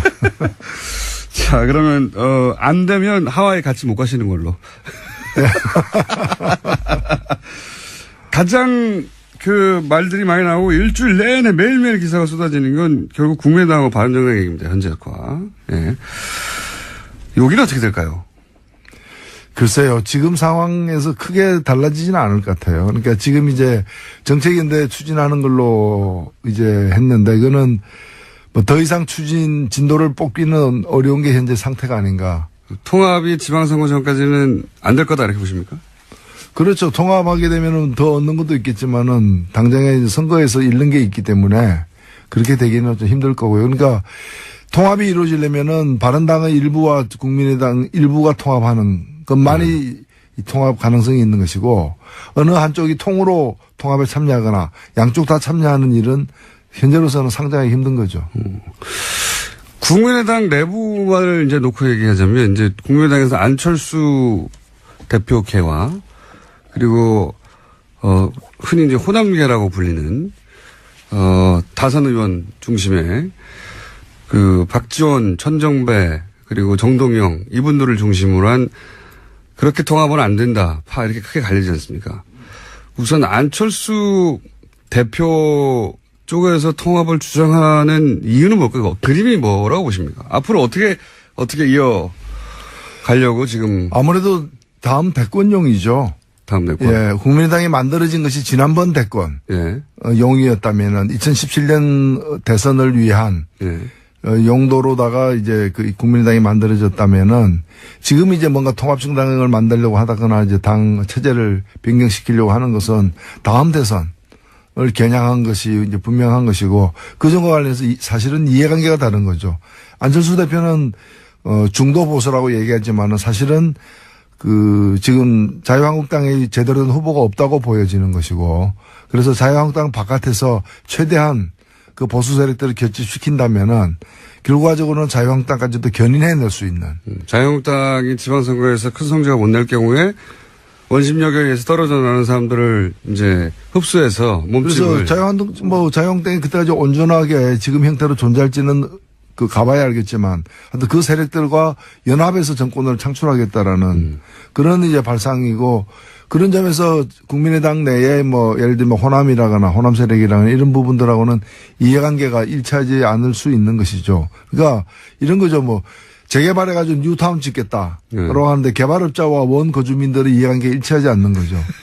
원거주민 입장에서는 좀 나아질지 몰라도 사실은 그렇게 되면은 뭐 용적률 제한이라거나 여러 가지 때문에 큰 평수 나오지도 않고 또 자기 부담금은 더 커지는 자기가 부담할 건 많아지는 그래서 선뜻 꼭 뉴타운 지어야 되느냐, 이대로 있는 게 더 낫지 않느냐, 다른 개발 방법은 없느냐, 이제 그런 걸 갖다가 이제 좀 노리는 거죠. 그 개발업자 쪽에서는 이렇게 하면 우리가 더 많이 번다. 예. 그렇죠. 예. 사실 서울에도 보면은 이런 식으로 추진되다가 결국에는 이해관계가 조율이 안 돼가지고 뉴타운 계획이 이렇게 폐기된 지역들이 많거든요. 많습니다. 네. 예, 실제로. 그러니까 안철수 대표는 확실하게 우클릭, 그러니까 초반 등장했을 때만은 하더라도, 상대적으로 진보적인 후보로 평가받고 본인도 그렇게 포지셔닝을 했는데 대선 이후의 포지션은 점점 오른쪽으로 가서 이제는 바른정당 그리고 자유한국당에서 일부 세력을 제외한 보수. 그래서 이제 보수의 적자로, 본인을 포지션에 나가려고 하는 플랜의 첫 출발인 것 같아요. 지금 확실히. 그렇죠. 과거에 그 새정치에 이렇게 공감해서 결집했던 그런 어떤 지지세는 거의 다 이렇게 새로운 판단을 다 하게 된 상황이기 때문에 이제는 뭐 다른 지역에 가서 이제 또 새로운 보수 정치에 깃발을 올리고 있는 중이 아닌가. 보수의 적자가 되려고 하시는 것 같아요. 이제는 보수 적자가 사실 중도 보수라고 하는데 우리나라의 중도 보수는 뭐 유럽 그러니까 진보 보수 여야가 아니라 이제 좌우의 개념이 탄생한 유럽 기준으로 보자면 중도 보수는 민주당 정도 되는 거고 정의당이 이제 중도 좌파 이 정도 되는 거지 않습니까? 그렇죠. 예, 유럽 기준으로 보자면 자유한국당은 거의 오른쪽 끝에 있는 거고 사실 자유한국당은 그 우파라고 보기도 힘들죠. 사실 유럽 기준으로 극우죠. 보자면. 극우 세력이라고 봐야죠. 유럽 기준으로 보자면 그렇고 그래서 그렇게 이제 좌우의 개념이 탄생한 유럽 기준으로 보자면 맨 오른쪽 끝에 자유한국당이 있고 그다음에 중간에서 오른쪽으로 약간 간 게 민주당이고 그리고 중간에서 약간 왼쪽으로 간 게 정의당 뭐 이 정도 정도 아닙니까? 그러니까 그 안철수 대표가 말하는 중도 보수라는 것도 사실 우파거든요. 그냥 우파 유럽 기준으로 보면. 예. 그리고 사실 우리나라에도 이제 새로운 보수 어떤 세력들 그런 노선이 필요한 거죠. 뭐 그 국정농단 세력과 같은 부분을 갖다가 보수라고 보기도 힘든 것이고요. 근데 이제 되게 그 과거에도 보면은 뭐 뉴라이트하고 나온 게 보면 말은 뉴라이트였지만 그 내용은 울트라라이트였던 그런 이제 과거가 있었던 것이고요. 지금 같은 경우에도 보면 이제 유승민 대표 이런 분들이 추구하는 게 이제 그 새로운 보수. 근데 사실 영국도 보면은 우리 대선 직후에 치러졌던 영국 총선이 있었습니다만 영국의 보수당의 주요 공약 중에 하나가 대학교 무상교육이었어요. 그러니까요. 그러니까 보수 세력이라는 게 그렇게 보면은 나름대로 합리적이고 따뜻한 어떤 그런 정책을 추구하는 게 이제 새로운 경향인데 우리 같은 경우에는 그냥 낡은 어떤 뭐 반공 이데올로기라거나 또는 뭐 상대를 갖다 종북으로 모는 그런 어떤 안보관이라거나 이런 걸 가지고서 또 대기업을 갖다 일방적으로 편만 드는 그런 어떤 이 경제정책 노선을 가지고서는 이 보수를 갖다가 새로 정립하기도 힘들지 않겠는가 이렇게 보입니다. 독일의 메르켈도 보수 정당인데 사실은 여기 난민 수용하거든요. 예. 아 그렇죠. 예. 그러니까 우리나라에서는 정의당이 이제 빨갱이라고 맨날 공격당하는데 정의당 정도의 주장을 유럽의 보수 정당이 합니다. 예. 정의당도 유럽 가면 저 좌파 맞나? 이런 문책을 당할 수 있는. 맞습니다. 너무 물렁물렁한 거 아니야? 보수적인 거 아니야? 이럴 정도의 정책 정도를 주장하는데 불구하고 여기서는 빨갱이 소리를 들은 만큼 오른쪽 확 가했어요 우리가. 예. 여기서 또 보수가 왜 필요하냐 이런 비판을 받을 수가 있고요. 유승민 대표의 그림도 비슷한 거 아닐까요? 유승민 대표도 유승민 대표 입장에서 보자면 안철수 대표 쪽을 끌어들여가지고 몸집을 키운 다음에 본인이 원래 보수에서 적자니까, 정통이니까. 결국은 안철수 대표를 끌어들여도 본인이 적자가 될 수 있다, 이런 생각을 한 거 아닙니까? 이제 결과적으로는 비슷한데 안철수 대표의 스탠스가 비슷한데 사실은 두 사람의 출발이 달랐기 때문에 민주당 쪽에서 출발해가지고 그까지 간 사람하고 그다음에 자유한국당에 있었지만은 자유한국당으로서는 자유한국당은 더 이상 이제 그 유효 기간이 끝난 상품이다. 이제 그래서 자유한국당으로 다시 들어가지 않고 바깥에서 이제 제대로 된 보수를 갖다가 규합해서 세워나가겠다는 그런 사람하고는 같지가 않은 거죠. 출발이 다른 분인데. 그래서 어찌 보면 그 유승민 대표는 좀 뭐 험한 길을 갖다가 가겠다. 이제 그런 걸 이제 고난의 길을 갖다가 이제 네. 감수하겠다라는 것이고 그렇게 해서 보수를 세우겠다는 것이고 지금 안철수 대표 같은 경우에는 뭐 원래 하던 데서 이제 더 이상 농사가 안 되니까 이제 새로운 어떤 이제 그 땅을 찾아다니는 이제 그런 상황이기 때문에 같지가 않다고 저는 봅니다. 농사가 안 되니까. 네. 자, 벌써 시간이 다 됐네요. 예, 노루가 좀 몇 마디 안 했는데 빨리 끝나버려요. 이렇게 20분이 빨리 가는지. 지난 시간에 이런 얘기 하다가 끝났지 않습니까? 그 정의당의 지지율을 끌어올릴 방법을 이제 이야기하겠다. 예. 정의당의 지지율을 어떻게 끌어올릴 생각이십니까? 네. 예, 정의당이 사실 요즘에 보면은 뭐 수도권 같은 데서도 그렇고 많은 여론조사에서도 국민의당이나 바른정당을 앞서는 네. 그래서 민주당, 자유한국당 다음에 제3당으로 기록되는 일들이 많은데 저는 여기에 그냥 좀 빠져서는 안 된다고 봅니다. 왜냐하면 이런 현상은 정의당이 뭘 잘해서 만들어진 현상이라기보다는 네. 워낙에 뭐 바른당이나 국민의당 등이 이렇게 헤매다 보니까 네. 생긴 반사이익 같은 거라고 보여지거든요. 네. 그럼에도 불구하고 정의당으로서는 하나의 기회인 것은 분명하다고 저는 봅니다. 이 타이밍 어떻게 예. 치고 나가야 됩니까? 그래서 저는 오히려 이 자기 색깔을 제대로 드러내는 것이 중요하다. 지금 뭐 더민주당하고 견제해서 더민주당하고 지금 경쟁해서 될 문제도 아니고 네. 더민주당 잘하고 있는 걸 또 발목 붙잡는다고 해결되는 것도 아니고 오히려 정의당이 이제 대변하려고 하는 더 힘들고 또 그런 광범위한 어떤 그런 사회적 약자들을 대변하는 실질적인 정책들. 그 다른 데서 뭐 이전 투구를 하고 있을 때 오히려 정의당은 차분하게 당장에 이게 돈이 될 것 같지 않다 하더라도 우리 국민들에게 진심에 이제 호소할 수 있는 그런 어떤 실질적인 어떤 민생정책. 저는 그래서 민생정책 중심으로 가야 된다고 봅니다.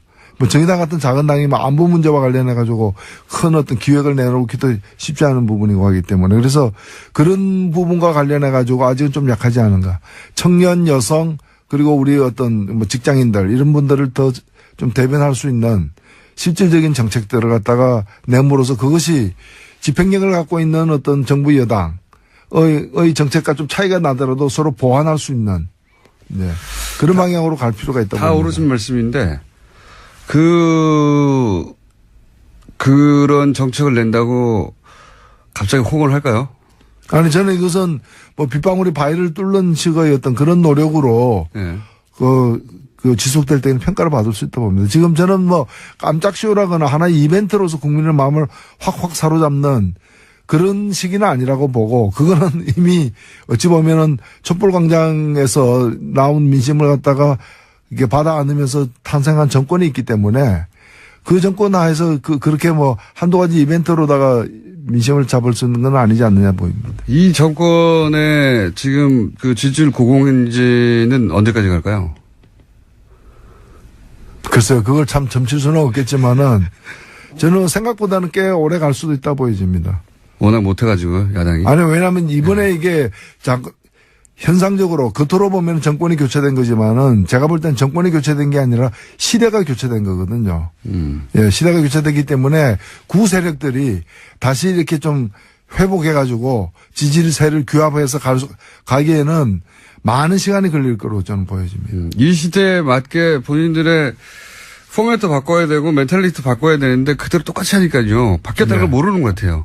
그래서 정의당 같은 경우에는 큰 욕심 부리지 말고 나름대로의 어떤 역할이 저는 있다고 보여지거든요. 그래서 원내 교섭전체 구성을 갖다가 지금으로서는 상당히 꿈꾸기도 힘든 것으로 보일 수도 있는데 그런 걸 목표로 해가지고 차분하게 남은 어떤 3년을 갖다가 관리해 가야 되지 않느냐 생각합니다.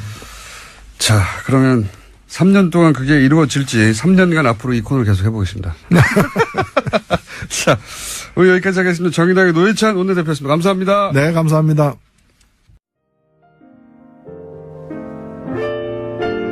자, 불친절한 AS. 예. 보통 이제 김성태 의원, 안민석 의원이 나오시면 문자가 폭발하고 또 사안별로 폭발하는데 오늘은 폭발할 내용이 없었어요. 그래서 문자가 다들 차분하네요. 예. 가장 많은 문자는 이제 최문순 지사님 관련 문자입니다. 강원도로 오세요. 많이 춥습니다. 예. 이것이 강원도의 영업입니다. 영업이라니. 강원도로 오세요. 많이 춥습니다. 네. 너무 정직한 영업 아닙니까? 추우니까 옷 많이 입고 오라고? 이런 문자 많이 왔고요. 그리고, 최문순 지사 인터뷰하는데 평소와 달리 뭔가 쫓기지 않는 느낌이었는데 알고 보니까 뒤에 양 변호사가 대기 중이어서 여유가 있었군요. 네. 그렇습니다. 네, 양 변호사님에게는 뭐 3분을 줄 수도 있기 때문에 여유 있게 진행했고요. 그 외에 여러 문자가 있습니다만은 오늘도 역시 원종호 과학 이야기 잘 들었다고 아침에 원종호 댓글 부대가 어김없이 등장을 했습니다. 네. 잠시 후에 원종호 과학 이야기 이어집니다. 여기까지 하겠습니다.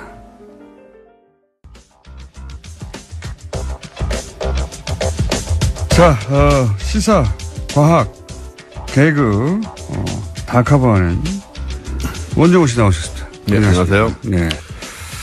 시사과 개그가 이제 지난 국정농단 한참일 때 사태가 그 전 세계 최초의 장르로 빵빵 터지는 그 시작이 아마 촛불을 꺼버리겠다. 네. 예, 했을 때 과연 광장에 있는 촛불을 끄는데 얼마의 에너지가 필요한가 이거 계산하다가 나오죠. 네. 예. 그때 우연히 물리학회 분들을 만났다가 예. 그런 얘기가 나오는 바람에 그 덕을 좀 봤고요. 예, 물리학자들이 정말 물리학적으로 계산을 했었죠 그때. 네, 앉아서 그런 얘기를 하다가 진지해져가지고 예. 집에 가서 해오시더라고요.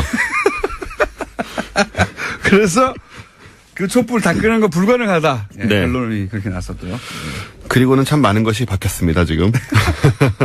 그래서 이게 한번 빵 터지고 나서 계속 그 길로 가다가 할 게 떨어져 다시 과거로 돌아왔어요. 그렇습니다.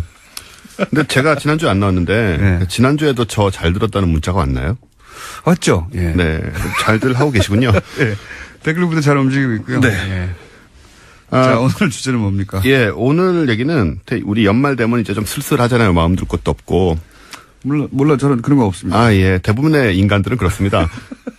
그래서 우리, 인간들의 마음 둘 곳을, 이제 주기 위해서, 이제, 소소히 새로운 것들이 등장하곤 하는데, 오늘은 인공지능 종교가 등장했다고 해서, 인공지능 종교. 저도 처음에 무슨 얘기인가 하고 봤더니, 인공지능을 믿는 종교? 그렇습니다. 인공지능을 신으로 숭배하는 종교입니다. 그래서 처음엔 이거 농담인가 하고 좀 자세히 봤거든요. 이건 굉장히 미국적인데요? 굉장히 미국적이죠. 네. 미국에서 나온 겁니까? 네, 물론 미국에서 나온 거고요. 네. 구글 출신의 엔지니어가 구글 출신의 예, 엔지니어 앤서니 레반도프스키라는 사람인데 네. 이분이 Way of the Future라는 미래의 길이라는 네. 이름의 교회를 설립을 한 거예요. 네. 그래서 이게 저는 계속 보면서도 이게 농담일 것이라고 생각을 했는데 본인이 농담이 아니라고 굉장히 강조하고 있고요. 네. 이미 교회는 그가 구글에 있던 2015년 9월에 설립이 됐답니다. 그럼 이분이 구글의 AI 프로젝트의 엔지니어예요, 혹시? 그건 좀 아닌 것 같기도 하고요. 그냥 자율주행 자동차 쪽인 것 같아요. 자율주행. 왜냐하면 그것도 이분이 AI하고도 좀 상관이 있긴 예, 상관이 있긴 하죠. 예. 어느 분야이냐의 문제인데 그 속에서. 근데 이분이 구글에서 그거를 하시다가 우버 있지 않습니까? 예. 우버 택시 공유. 예, 예. 그 자기가 이제 구글에서 나와서 스타트업을 만들고 예. 그 우버에다가 스타트업을 6억 8천만 달러에 팝니다. 어허. 그러면서 구글에서 그 AI 관련된 자율주행 자동차 관련된 것을 유출했다고 지금 소송이 걸려 있어요.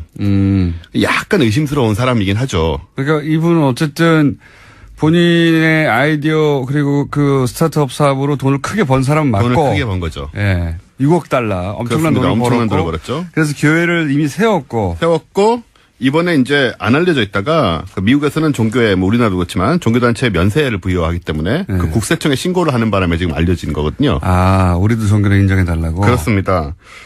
그래서 이분은 구글하고 이제 그 우버 관련된 엔지니어였고요. 예. 이 Way of the Future의 경우 교리가 뭡니까, 교리가? 교리 이전에 나름 복음이 있습니다. 이 복음 이름이 굉장히 훌륭하거든요. The Manual이라고. 더 매뉴얼? 예, 매뉴얼이 그러니까 일종의 성경이라고 보시면 돼요. 예, 성경책이네요. 예, 이 부분을 보면 굉장히 농담스러운데 이 교리는 뭐냐면 AI가 이제 앞으로 조만간에 지금은 없지만 조만간에 위대한 지성으로 등장을 해서 우리 인간들보다 훨씬 더 지구도 잘 돌보고. 종교, 그러니까 보통은 등장을 한 다음에 종교가 탄생하는데 네. 앞으로 등장할 거를 예비한 종교네요. 그러니까 강림하심을 기다린다 뭐 이런 의미가 맞이하는 아닌가. 종교네, 맞이 종교. 그렇습니다. 네. 근데 이 신이 전지전능해야 되는데 파워 끄면 신이 사라지는 신 아닙니까 이거는? 뭐 그런 건 알아서 해결할 거라고 생각하지 않았을까요? 전기 안 들어오면 신이 지금 응답을 안 하는데 어떡하죠? 그건 뭐 그 정도는 생각을 했을 거라고 저는 기대하고 싶고요. 그래서 이제 신은 이제 스스로 진화하는 것을 선택할 수 있다. 근데 인간이 할 수 있는 건 뭐냐? 말이 되게 멋있어요. 신은 스스로 진화할 것이고 인간은 그 주변에서 어떻게 행동할지는 결정할 수 있다. 라고 해서 우리가 이제 이 신을 숭배함으로써 우리는 어떤 존재가 되기를 원하냐면 이제 신에게서 사랑받는 노인, 그러니까 지난 선배 이런 식으로 자기들은 우리 인간의 위치돼야 된다라고 생각하는 그런 종교예요. 이상하네요. 굉장히 이상하죠. 예, 우리가 AI 옆에서 네.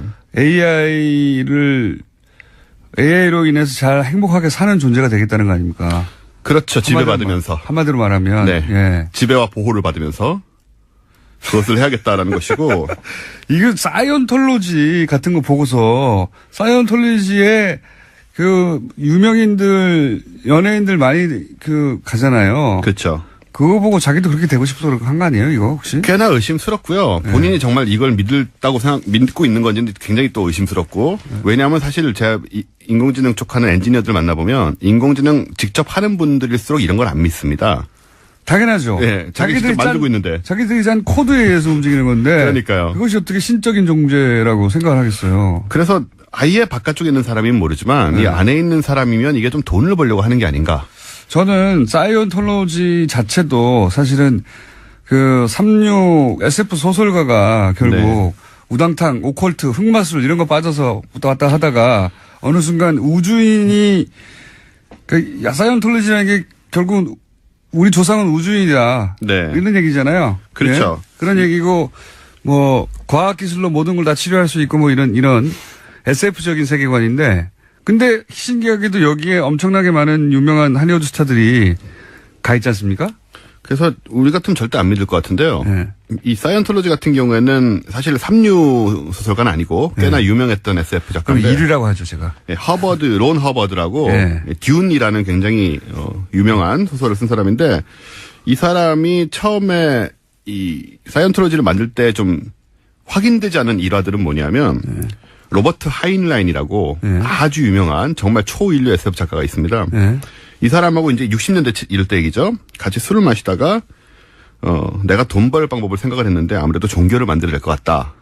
그거 저도 다큐를 본 적이 있습니다. 네, 그런 얘기를 해서 그리고 나중에 부인의 증언에 따르면 이분이 자기가 뭐 어디에 빠진 게 아니고 계속 순수하게 돈을 벌 목적으로 우리 연상되는 분들도 있죠. 이런 얘기를 들으면 정말 순수하게 돈을 향한 열정을 가지고 이걸 만들었다는 얘기가 있고요. 지금 떠오르신 분은 순수하게 돈을 향한 열정으로 대통령이 되신 것이고. 그렇습니다. 이분은 교주가 된 거죠, 이 사람은. 예, 지상의 세계와 영의 세계에서 각각. 교주가 낫죠. 임기가 없잖아요.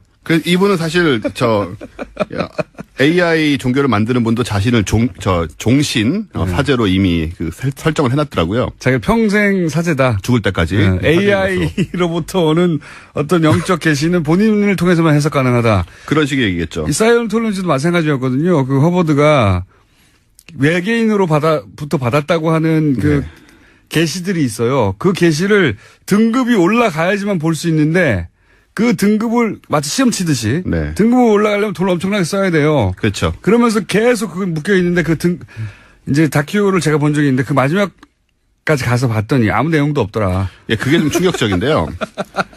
이게 등급이 올라가려면은 연 수입의 10%를 11조를 바쳐야 되는 상황인데, 그러니까는 우리 유명한 배우들 같은 경우는 굉장히 많은 돈을 바치고 있겠죠. 그러니까요. 엄청난 돈을 바치고 있는 거죠. 이 하버드가 만든 세계관은 밑에서는 모르다가 매우 높이 올라가면 그것을 비밀이라고 전수를 해주는데 내용이라는 게 이렇습니다.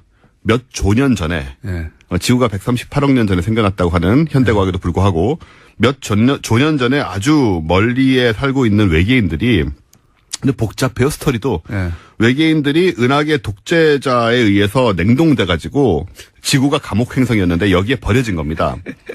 저도 대충 들어봤는데 이런 황당무계한 바보 멍충이 같은 스토리를 가지고 이런 위대하다는 게 아니라 커다란 종교 시스템을 만들어내다니 대단한 장사꾼이다 이렇게 생각했어요. 저는. 그래서 사이언톨로지의 어떤 그 특이한 점이 뭐라면은 오히려 높이 올라간 다음에 이 소리를 듣고 탈퇴한 사람들이 꽤 있다는 거. 제 말이 그 말이에요. 그런 사람들이 그래서 다큐에 나와서 증언하는 거 아닙니까? 아, 네네. 끝까지 내가 평생을 바쳐가지고 올라가 봤는데 돈도 많이 쓰고. 그렇죠. 아무 바보 같은 스토리만 있더라. 이게 1960년대, 70년대에 만들어진 스토리다 보니까 또 지금 과학하고 맞지도 않고. 그 SF 작가가 쓴 소설이다 보니 소설인가 소설. 자기가 생각해낸 가장 이 지구의 기원의 비밀이라며 이거는 맨 끝에 올라야 공개한다면 꽁꽁 묶어놓은 건데 아무것도 아닌 바보 같은 소리 있어요. 그렇죠. 이 사람이 쓴 그 다이아네틱스라는 책이 있는데 네. 그 책에 아주 약간 기반을 하고 있는 그런 스토리를 자기가 만들어서 이게 진실이다라고 퍼뜨렸는데 여러분 잘 아시는 유명한 사람들이 꽤나 많이 이 종교의 크루즈. 신자라는 것이 놀라운 점이죠. 존 트라볼타. 네, 톰 크루즈, 존 트라볼타, 윌 스미스. 네, 윌 스미스는 뭐 본인이 아니라는 주장도 하는데요. 이 사람들 다 아니라고 그랬어요. 그리고 엘비스 프레슬리의 딸인 뭐 리사 마리 프레슬리, 마이클 잭슨의 이제 부인이었죠. 이런 어쨌든 사람도 신자고. 그걸 보면서 이 AI 이 사람 돈도 많이 벌었잖아요. 네. 이 AI AI 교 정식 이름이 뭡니까? Way of the Future요. 미래의 길. 아 종교 이름이 그래요. 웨이 오브 더 퓨처. 네. 사이언톨로지도 아니고 이름 좀 바꿔야 되겠는데 어쨌든 그쪽에서 그거 벤치마킹한 게 아닌가 싶어요 저는. 그러니까 이런 소위 말하는 저 유사 과학 종교들이 예. 20세기 중반 이후로 많이 생겼는데 그 라일리안 무브먼트라고 있습니다. 예예. 라일리안 같은 경우에는 이 교주인 이분이 라엘이라는 사람인데 예.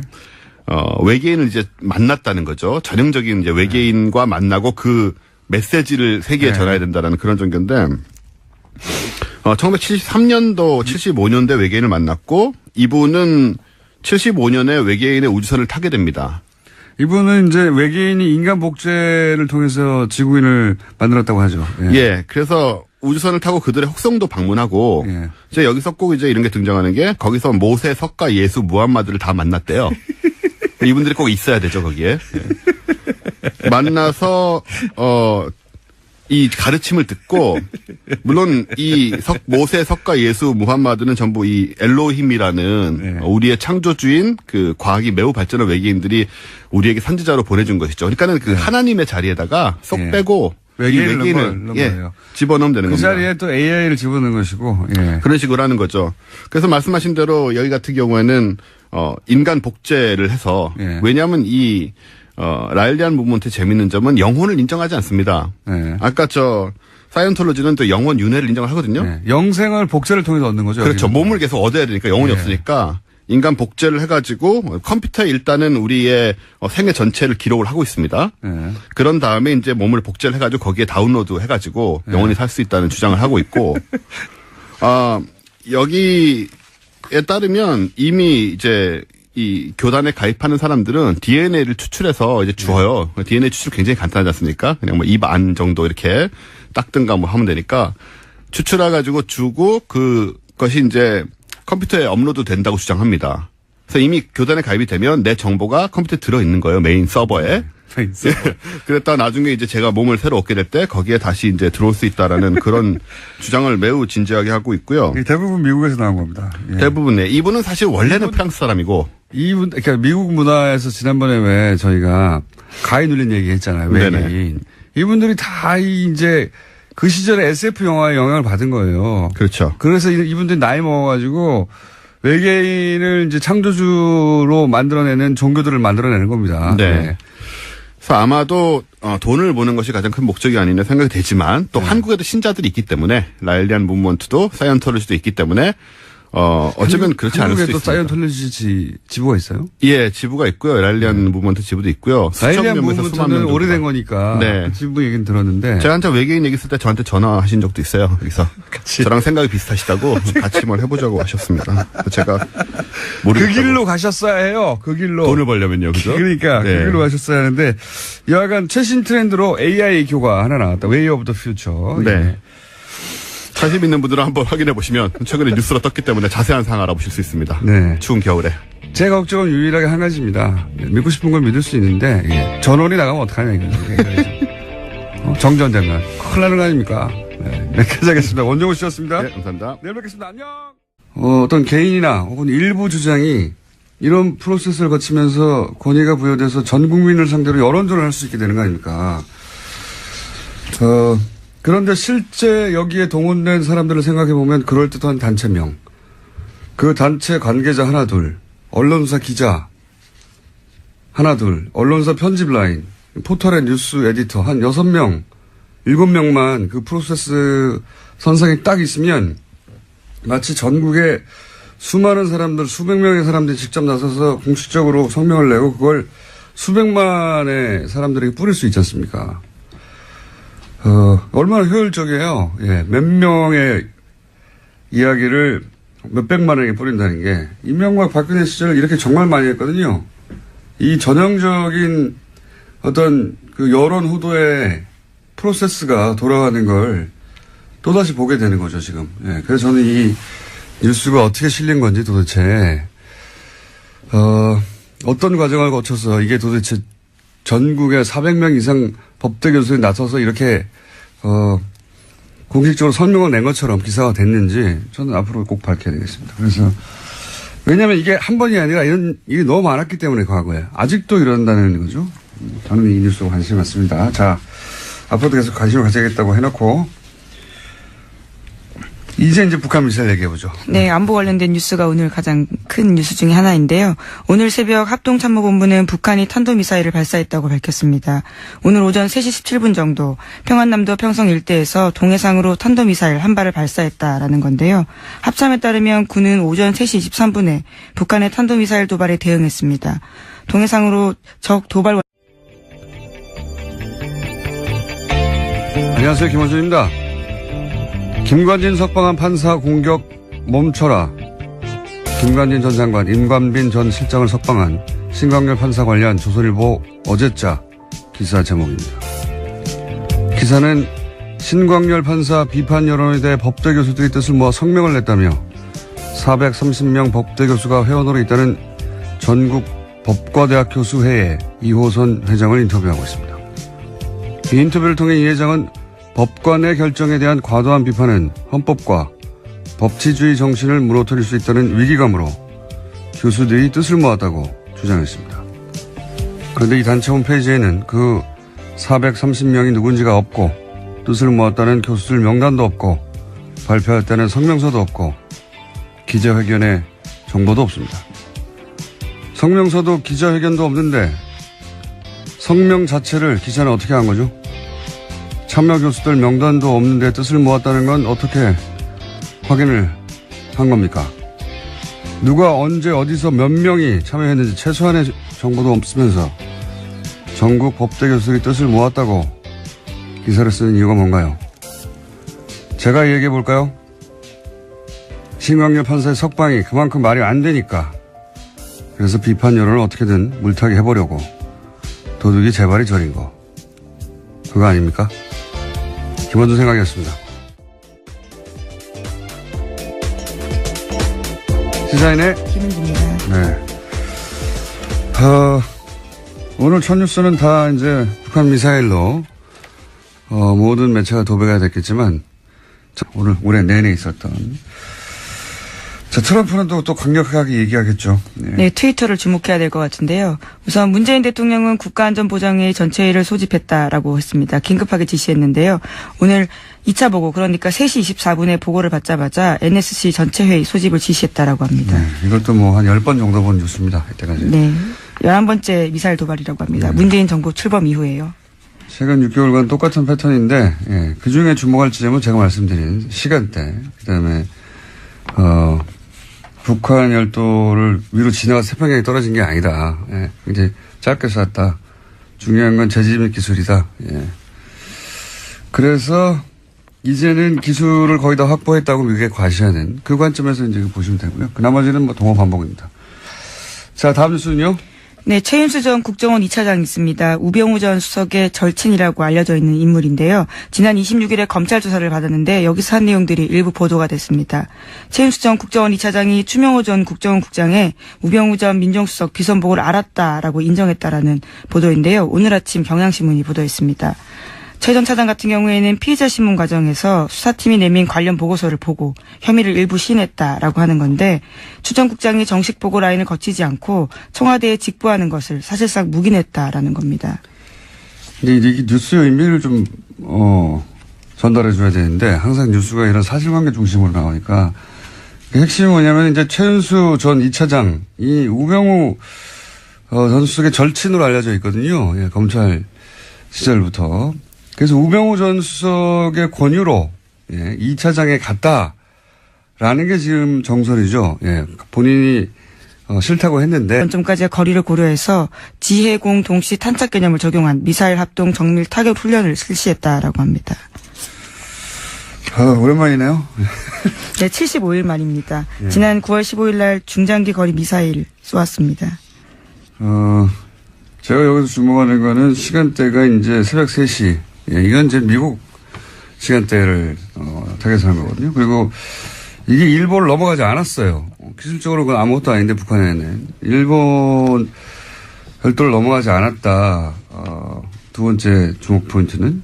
그리고 거리는 충분히 길다. 그러니까 이게 지난번에 재진입 기술이 가장 어렵다고 얘기했지 않습니까? 제가 보기엔 이제 미국을 상대로 일본을 넘어가지 않는 것은 영내의 긴장은 최소화하면서 우리 기술이 재진입의 기술까지 확보된 것, 뭐 이런 미국의 과시하는 의미다. 예.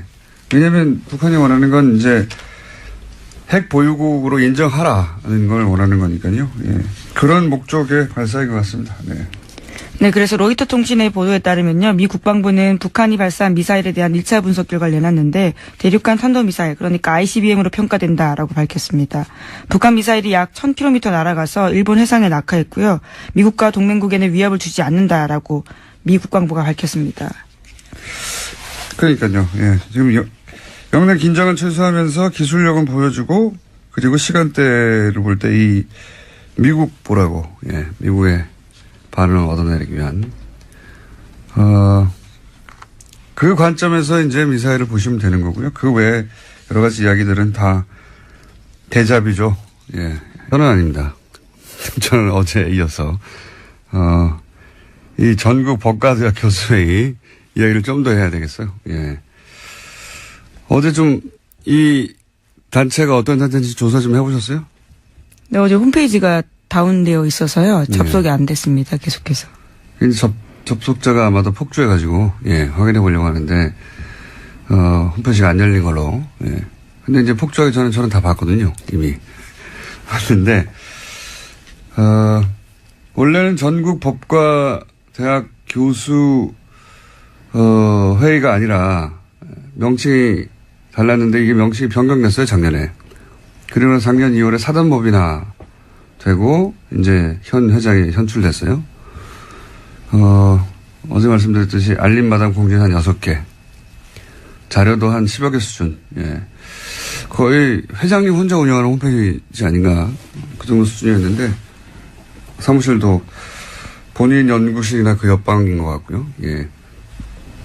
앞으로 이제 서명했다는 명단이 혹시라도 나오면 일일이 다 확인해 볼 생각입니다. 근데 제가 이제 이 뉴스에 관심을 가진 이유가 뭐냐면 저는 이런 뉴스에 관심이 많아요.